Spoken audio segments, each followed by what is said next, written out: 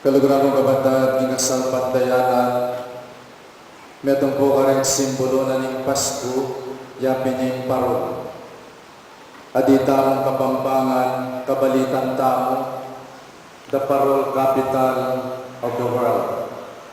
Uling nendara na yung Pasko, teterak na rin dakalapas parol, in Pampanga, hanggang naging ligligan, kareng parol. Ining parol, paganakani kaya katamo itang batuin, apepakit kareng mga piyasa, at ining batuin na ini, yang mituldo karela, nung no karin niya, mibait, ing ginota mga Kristo, kambiyan ng imana, higit din bingot, king lalabangan, karin king Bethlehem. My dear friends, dakal kaya katamo ng misa, neng mamasa tamang dyaryo o Manal TV, ing mumuna tamang pupuntalan o abangan, yapin niya itang horoscope. Nung lawan tayo po yung horoscope, makabate yaking posisyon, darin miyayali wang batuin, karinting banwa, at podang igulis mula mekan, makagawa kang meto nga zodiac sign. Yapin rin zodiac sign tamo. Then horoscope, makabate laking arrangement, daring may ayayawang batuin, karinting banwa. Sana itama maniwala, karing batuin.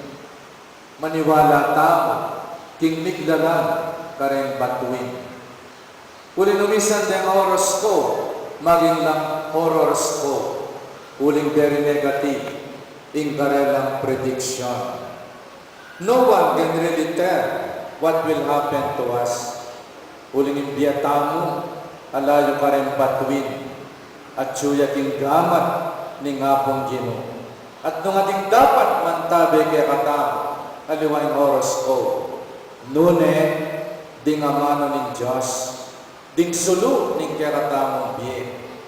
Ngapin nga nang sasabi nitang kanta, ingamano ng Diyos yang sulu, babiyesada tindala ng biye. Ingamano ng Diyos yang tukyan, bang miras king kayariyan. My dear brothers and sisters, today we officially end the Christmas season. Bayo Pasko, manaligta mo ka rin parol. Kinsala ababya na rin Christmas nights, gayak decoration at miyayaliwa pa. Now, we can afford to remove the parol. We can afford to keep our Christmas lights. Ulin misin dyan tan, misin dyan yung kasalpantayan ng tao. Ading suluning lugod at kapanayan, ilangang mimiral, kareng pamibiyet-biyet tao. Before Christmas, very thrilling na rin Christmas lights. E po apansin after Christmas, etana masyadong papansinan din Christmas lights. Ulin mitas lawatage, din keratamong kasalpantayanan. We now can walk in the light of love, faith, and hope in our lives. O rin tunay sulu, at dapat tamong panalukyan. Ing sulu ning amano ng Diyos. Ing sulu ning kasalpantayanan. At inggap tamo king binyag. Insana ning lugod, apen ang damantamo. Kaya bela rin kakatamong pamilya at ning kakatamong komunidad. Ing suluning kapanayan ay Diyos kaya tayo to track the year 2012 in our everyday lives. Ing sulu, nung nukarin may nakit na rin mata ng Santa Lucia, bang panalukyan, ing sala, ning kasalpantayanan. Baliboy Santa Lucia ang malaguyang babae. She was born from a noble family. At ating maglolo kaya, nanuring parsintan mo ka na ko, nga nang kinutang Santa Lucia. At nga nang sinabi ni maglolo kaya, buri ko rin mata mo, kana, o dali nga na, nung buri mo rin mata ko, kaya kana lang. Pero yung puso ko, yung katawan ko at kaladwa, para kinapong ginuya. Ngayon parang alam tayo Santa Lucia. Sana king sala ning kasalpantayanan tamo. We can see beyond what the eyes can see. O yan ni Santa Lucia, manakit siya king sala ning kayang kasalpantayanan. And with the eyes of faith, we can walk through the night. We can walk in the darkest moment in our lives. Uling mamantabi kaya katamo, ing sala at sulu ning kasalpantayanan. At ing sulong ini, yung munyekule, king pamibiyebye tamo. Because nung ing sulu, dumala na king metong a prison. It will give the 7 colors of the rainbow. Red, orange, yellow, violet, indigo, green, and blue. Makulay ang ating buhay nang dahil sa pananampalataya. Magiging makulay ang buhay natin nang dahil sa pag-ibig. So always be love, be in love. Dahil ang buhay ng mga taong sumisinta ay makulay. Ang buhay ng taong mga sumasampalataya, makulay. Makulay ang liturgy natin. Meron tayong gold, meron tayong white, meron tayong green, meron tayong red, meron tayong blue, meron din tayong black, meron din tayong white. Ang ating buhay pananampalataya ay makulay dahil ang ilaw ay punong-puno ng kulay. My dear brothers and sisters, sabi ng isang awitin, at magbuhat ngayon kahit hindi Pasko ay magbigayan. Ibig sabihin, ang Pasko ay hindi lamang December 25. Lahat ng araw ng taon, from January 1 to December 31, ay Pasko. But then, kung magbibigayan tayo ng regalo araw-araw, malipit tamo, mag-isa na rin pera ka rin bulsa tamo, nung everyday exchange gift, mamalagang 50 to 100, we cannot afford that for the rest of the year. Nano na rin regalo, pwede tamong pamye, without spending a centavo from our pocket. O rin regalo, binyeda rin medjay. Sabihan tamo, happy 3 kings. No, there were no 3 kings. There were 3 gifts. And they were not king. They are medjay. Henyo, pantas, tao ng mga biyasa.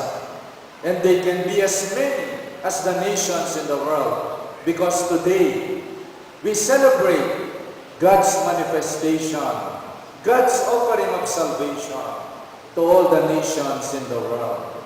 Let us not greet one another 3 kings, because there were no 3 kings. Rather, let us greet one another happy 3 gifts. Ulin din regalo nga rin ni Patse Pemietan, king balang algoning biyatamo, maging happy tamo, maging masaya tamo. Happy 3 gifts. Nano na rin regalo ang pwede tamong pamye, bang manatiling saya ka rin puso tamo. Kasi po ang anak ang pera, muna din na naginado yung inanak mo, medyo malungkot siya. Pero rin regalo, ginto. Ginto symbolizes in katapatan tamo. Katapatan niyang regalo tamo, King Diyos at King Metong at Metong. Katapatan ng regalo mo, King asawa mo, maging tapat ka kaya. Yakabot ang gaging kamatayan. Katapatan King obra mo, yung regalo mo ita, King kampanya mo. Katapatan King pamag-aral mo, magpakayari ka, yung regalo mo ita, karimpengari mo. Katapatan mo, King Kerang Kasuyuan, King Parokya. Bilang netong akway, ay alang sawang kakanta every day of the year. Yang regalo mo ita, King Akong Gino. Katapatan mo bilang netong IMDC, KBS, COMI, COMLEC, Workers for Christ, PPC, BPC, member of an organization. Yang regalo mo ita, King Akong Gino. Itang katapatan mo kayang practice mo, kitang nitutok mong obra o assignment, yung regalo mo ita, your golden gift to the Lord. Sana yung katapatan tao, king kasuyuan tao, kimpamagaral king obrata yang regalo tamo king Diyos at king metong at metong. Itang insenso yung regalo ng panalangin. Every day of the year, babiyatamong love offering. Potang midawon na rin kiniking altar, maging senso tamo. Uling senso, simbolo na yung panalangin.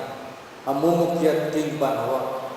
Uling nga nang sasabi ng salmo, let my prayer come to you like an incense, Lord. E tamo sana sasawa, manalangin para king metong at metong. Make it a point this year. Panalangin may asawa mo. Birthday prayer. Wedding anniversary prayer. Death anniversary prayer. Kasanding a regalo. Pwede tamong pamiyakin metong at metong. Bang misadsad tamo. Ikaw yung pengari. Nung iyong ang pagtao. Denganak yu o asawa mo kin birthday na. Magdahon kang panalangin para kaya. Let us give one another the gift of prayer. Prayer for birthday. Kareng kematen, kareng mete. Kareng mangailangan sikanan. For good health. For recovery. Kareng magaral. At biyaya liwapa. Prayer is a gift of love for everyone. Hindi nitang mira pabangluya. In pabanglo kailangan tayo. We have to smell good. Isyampo may bakwas na ng kabanglo. Magkulong ka o perfume. As na ng kabanglo. At miyaya lumapang pabangluking katawan. Toothpaste, deodorant. Smell good. But only do not smell good. Emoy tang mabanglo ka. Nune, mabanglo ka ugali. Mabanglo, inggerang pamiyutos at pamakyabe. Petano sana paboren mangaslam, ing pamiyutos tamo. Sana, ing pamiyutos yung manyaman at masaya, papanatilyan niya for the rest of the year. Yang regalo mo ita ka rin pengari mo, keng asawa mo, keng manuyang mo, itang mayo mo, mabanglo at manyaman, apamiyutos at pamakyabe, king metong at metong. Uling tatong makalungkot nung may aslam, ing pamiyutos yun. Nung may